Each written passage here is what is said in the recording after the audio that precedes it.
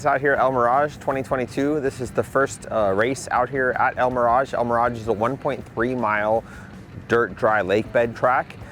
So we're out here with Datsun. Mark Conte is going to try to go 200 in the Datsun here, and one of the guys from the White Goose Bar, Jared, is going to try to go 200 also in the Roadster. So we have two cars try to go 200 miles an hour on a 1.3 mile dirt dry lake bed. The Datsun has been switched to a Motec M150, and we've added wheel speed sensors. So we've set all that system up, and we're going to collect data on our first run and make sure that the wheel speed data is correct. And then if that is correct, we can turn on the traction control, and it will make it a lot easier to navigate the traction out here on the lake bed.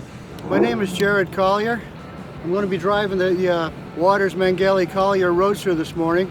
We're running on a record that's already been set at 216 miles an hour. We'd like to hit at least 217. That way I could finally get my maroon colored El Mirage 200 mile an hour club hat. All of the work has been done on the car. Of course, the Real Street guys are really integrated in working on this car with us, and it's good to go. It's we had a dyno there in Arizona, so it's making the horsepower, and we're looking forward to a really good run today. The actual dirt surface that we're riding on, this is the first race of the season, so the course is solid. There's only one real loose spot down there, but because the water has been on here for a good part of the season, the off season I should say, the course is nice and hard, and it's not loose. It's not like you're driving on pebbles. So the sooner you get to run the cars in the mornings, the better the course is, and that's what we're really hoping to do today. Get down there, get the horsepower to the ground while the course can handle it. The first priority is to get my B license, so I have to go over 175 and under 200. Then technically the record is 194.4, actually set by this car with the prior owner, Steve Talak. So I could theoretically get my record on my B license run, but I'd kind of have to thread the needle, so not too concerned about that, because the ending goal is to crack 200, because then I can get the Merlot Dirty 2 hat, which would be really awesome. I know that the prior owner tried to get that for a while in this car, and it would be awesome to see that happen. I'm really excited to get into the car. Obviously, the only time I've driven it was here back in November, so it's still pretty new to me because I only have like 3 passes in the car, but the weather looks great. The track is slick, but it's smooth, and so it's going to be a lot of fun.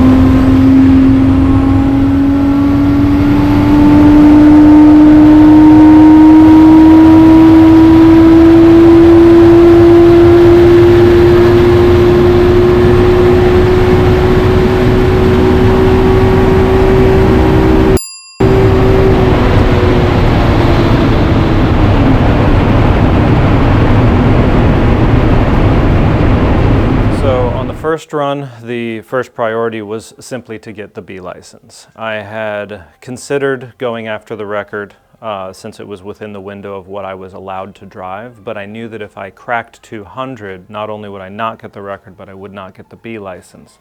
So I decided in the middle of the run just to go within my window and not try to go crazy. So I did a partial throttle run down the course, felt the car since it was only my fourth time in the car, and the track was better this time. There were less ruts. Car felt good. I went through at 189, pulled the chute, everything felt great. One of the things that we learned after the B run, however, is that the front wheel speed sensor that we had set up so that we could do traction control and slip target, the readings we were getting off of that sensor weren't good enough. And unfortunately, we didn't have the equipment needed to make that sensor work properly at the event. It was simply boost control and then using my foot. So you can just rip it the next run? Yeah. That's cool.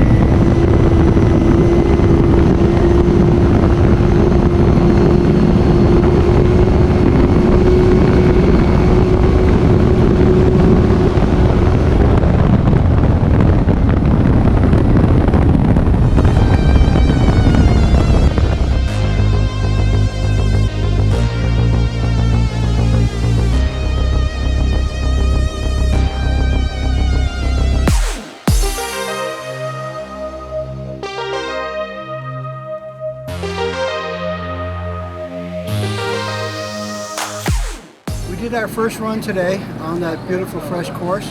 It was a bit of a test and adjust run. We did 183, no problems with the car, it's handling real well.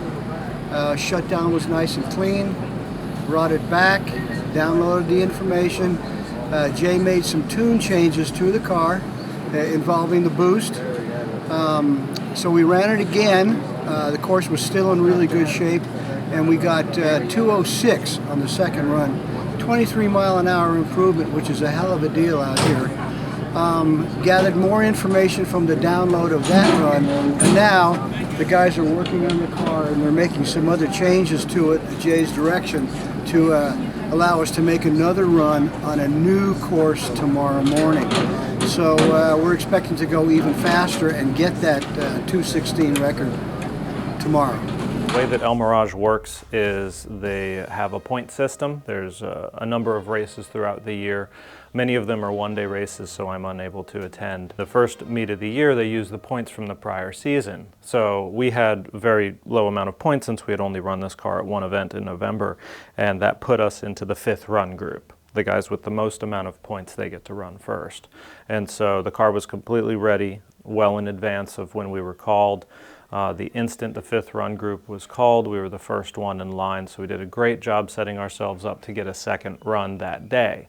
The first day is always the hardest day to get multiple runs because that's when all the cars are running, nobody has gotten their record yet, etc. So it's always questionable of how many runs you're going to get in an El Mirage event. When we were in the pits, another competitor unfortunately hit some of the timing equipment, which caused a massive amount of downtime. And El Mirage has a hard cutoff on when they need to stop, and it was very close for us to even get the attempt at the record. And this was obviously our first attempt at the record since all of my prior runs had been licensing. Fortunately, right before the cutoff time for the day, we were able to make our first record attempt pass.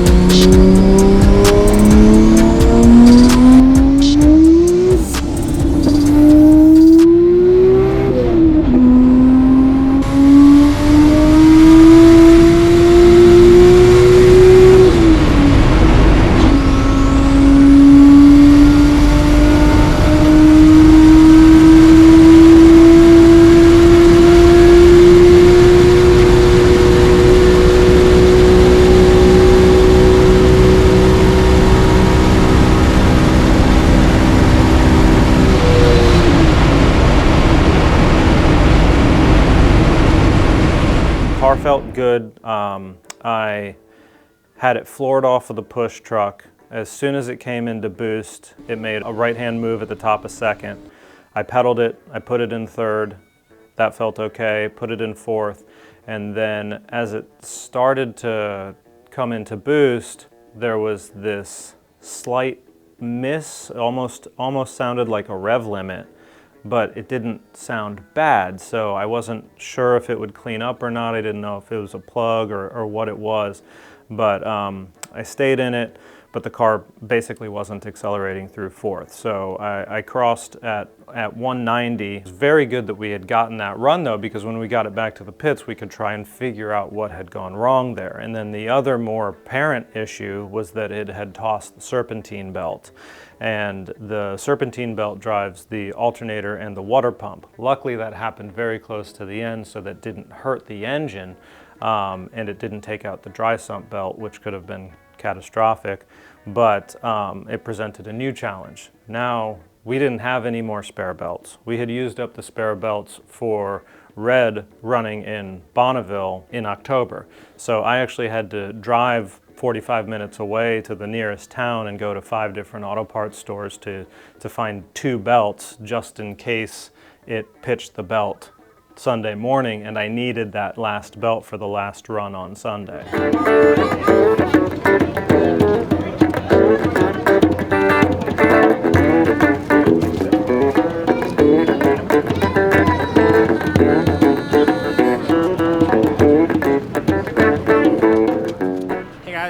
El Mirage, the end of Saturday. Today was fairly eventful. Mark Conte made his final license run, and then he backed that up with a 191 mile an hour run. He's learning through the limited traction and having to drive a car that, because you're not on asphalt or concrete, the car doesn't go dead straight. You have to allow it to wander while still accelerating. So he went over 190, and we're going to put some boost in the morning, see if we can crest that 200 mile an hour mark.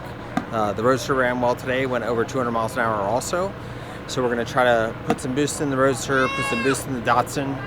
We're still working through some wheel speed tuning on the Datsun because of how the aftermarket teeth and sensor range, it's not as clean and easy to set up as OEM ABS sensors when you go to create traction control. So we're still working through that, but everyone's having a really good time and it's a really neat event. So there's that.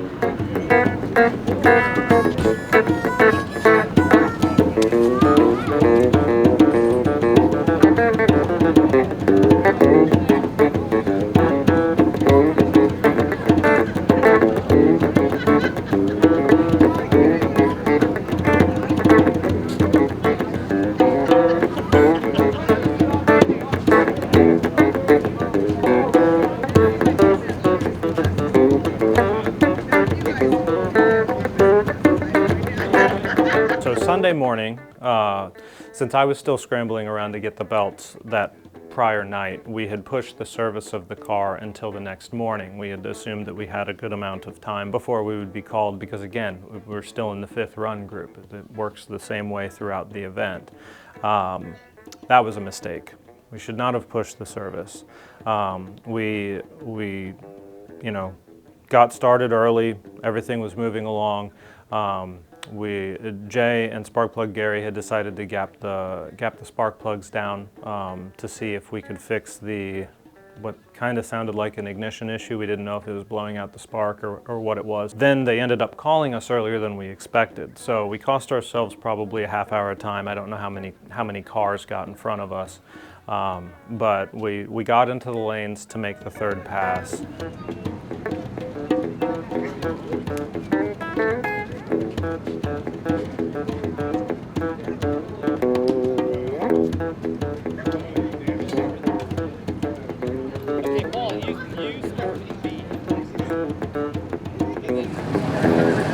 So the course, I've been told, on the left side, going through the lights, right past the finish line, there's a dip. Pretty substantial, so stay center to the right. Make sure you're centered right before you hit the finish line.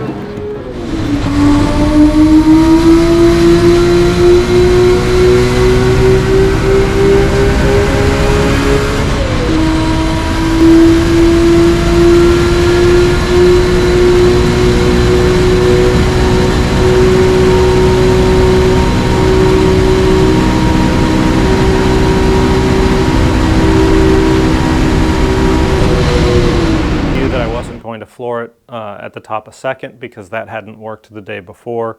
So I rolled into it off of the push truck, got out of 2nd very well, got into 3rd very well. The pass was looking great, but then when I got it back into 4th, that little soft rev limit, not accelerating misfire showed back up. And so that pass I had gone 191. But that meant that everything was down to the last pass. The record was down to the last pass, trying to go 200 was down to the last pass, and the last pass is not a given. You don't know if you're going to get 2 passes a day at El Mirage. Somebody could wreck and then the event's over, and I wouldn't get another attempt to go for the record until November.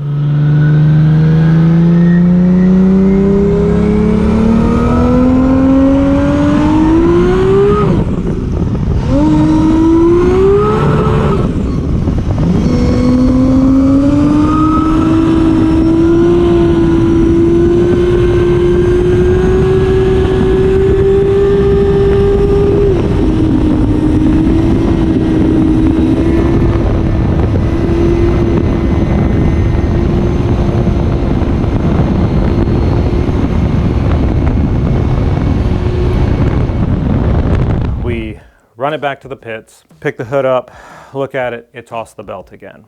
Luckily, I had gotten that 2nd spare belt the night before, and ironically enough, I had gone to Mike Mangeli and I said, do you think we have enough time to service the car and get ready? And then he gave me one of his patented, oh yeah, it'll be fine.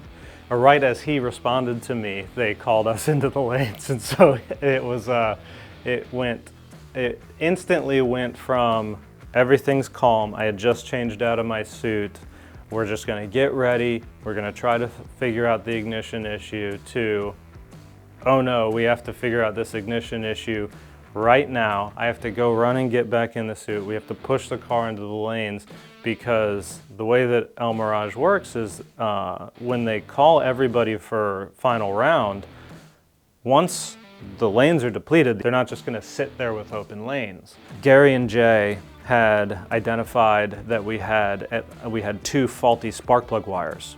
And so then Gary and Ryan are trying to smash together spark plug wires as we're scrambling to get the car ready, and I'm running off to get changed back into the suit. So they're literally making plug wires in the pits as we're stuffing ice into it and getting ready to run it into the pits before they close the lanes. Somehow they managed to do that. The guys threw the last belt onto the car. They push it into the lanes. I get changed, get in the car, and then boom, it is time to go, like immediately.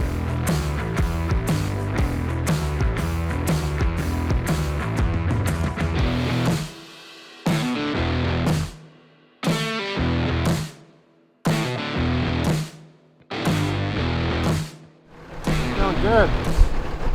Good thing it's not like the last pass of the event. Rushed together in 3 minutes.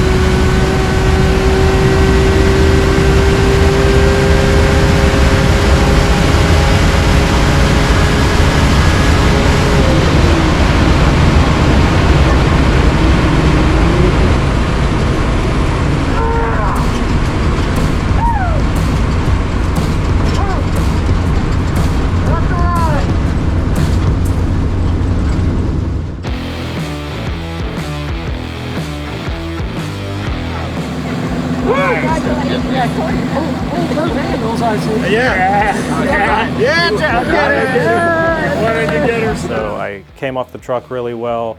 I stretched the gears out really well.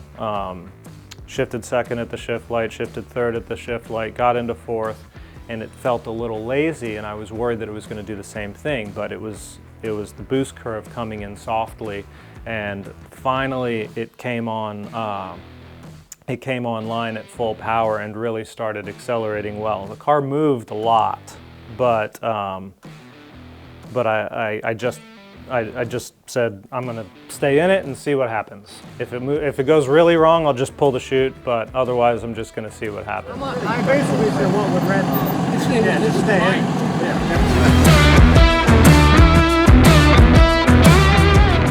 Thank you, sir. All right, put that hat on.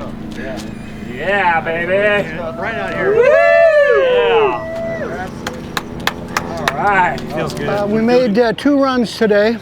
The first run, we did 189 again. What happened was the guys had worked on the car yesterday. They made some changes to the plumbing hoses on the turbo, and Jay did a different tune on the car. When I got on it in first gear, it came up on boost extremely fast and a lot more than the 30 pounds we had been using the day before. The rear end broke loose really, really violently, and the car went off to the right a little bit. I got out of it, straightened it out, and kept on going. But we had lost some momentum. We had to start re-accelerating again, so that's why we got the slower speed. Then we got in the very, very last run today. Jay had made another change with the car. Greg advised me to ease off a little bit when it was coming up on boost this time, but I inadvertently just sort of eased into the pedal while he was pushing me off with the car, and I didn't realize how much time I was spending doing that. In other words, I was using up a lot of track surface when I should have been accelerating. But the tune that Jay put into it, it came right up on boost, really, really smooth then, It didn't break loose when I hit second gear, kept accelerating, pulling 8,500 through second, and of course in through third gear. It was really a great run. So we know the good tune now for El Mirage. The next time the car is going to be run will be at the Bonneville Salt Flats. We'll have a different tune for that, for the altitude and what have you. But when we come back in November at El Mirage, the same tune that Jay just came up with the car is going to go right back in it, and we'll get that record. Elmo 2022 season opener is a wrap. Mark Conte has got himself a Merlot or Burgundy Dirty 2 hat. Mitch Terry and Steve Tillich built a really fun car for us to tune on and be able to kind of chip away at this adventure. And now Mark has gotten a little bit of outdoor cat behavior in him. Oh man, it's so much fun. That little car is such a ride. Driving on dirt is really something that every car guy should try to experience. Like, should try to come out to one of these El Mirage events, even just to watch, but to drive on it is really amazing. Yeah, really cool time. Car's still running. We're gonna just chip away at it, get it ready for Bonneville Speed Week, which is in August. So, and then we'll come back here later in the year to run the car again. So we should be able to run 4 events with the car this year, which doesn't sound like a lot, but once you get out here and you start to experience this stuff and understand the richness of the event as a whole, you can understand why it's so awesome. And huge thanks to the White Goose Bar guys and the Valley Fever guys for, I mean, all the work they did with the car, but also the hospitality and showing us the ropes out here and making sure that we know what to do, and it's just an incredible experience. So this is our first event with Motec M150 on the Datsun. So we kind of roughed in a map out of previous engines, and we're able to tune that up a little bit and got it running pretty well. So the next thing would be just tuning the wheel speed sensors and being able to use traction control moving forward. The Roadster went over 200, but the boost control wasn't working the way it should. We don't know exactly what's wrong with it, but it looks to be a mechanical problem where it just won't make the manifold pressure we hoped for. So that car didn't go as well as we hoped, but again, it's still running and we can continue to prepare for Speed Week in August. Yeah, damn! Oh, I'm impressed.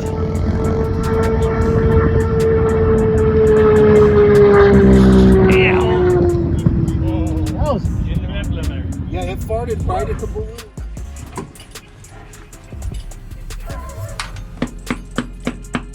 Oh. Line it up again. Awesome, oh, awesome, man. Awesome. Outtakes. Oh, wait.